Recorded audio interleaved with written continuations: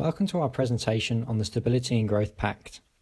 The Stability and Growth Pact, SGP, is an agreement signed by the EU member states that aims to promote national fiscal discipline and ensure sustainable budget positions. The pact was agreed by EU heads in July 1997 on the basis of concerns that member states would not abide by the loosely defined debt and deficit restrictions of the Maastricht Treaty following establishment of the European Monetary Union.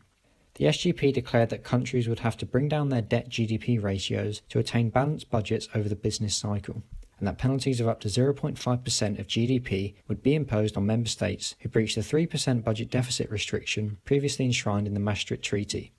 The SGP aims to prevent excessive deficits in member countries by specifying the rules under which an excessive debt procedure, EDP, will be implemented.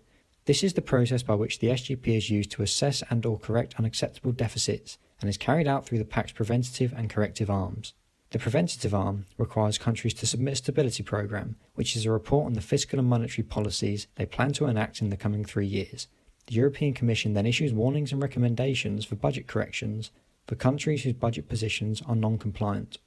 The Corrective Arm is more formal and ensures member states adopt policy responses to correct deficits and national debts that don't comply with the guidelines and have thus become a concern. The Corrective Arm stated countries in excessive deficit positions should rectify this within the following year and would otherwise face fines of up to 0.5% of GDP. The Pact has changed over time. The SGP was first reformed in 2005. Medium-term objectives were now tailored to each member state, resulting in a more nuanced system, taking a more holistic view of individual member states' economic situations. Then, in the wake of both the 2008 crash and Eurozone crisis, so-called six-pack and two-pack measures were brought in to tighten the Pact. Among other things, these measures aim to accelerate the execution of EDPs and also determined a deadline per the European semester under which governments had to submit their budget plans to the Commission for scrutiny and approval. The regulations provided enhanced scrutiny and surveillance of member states' finances.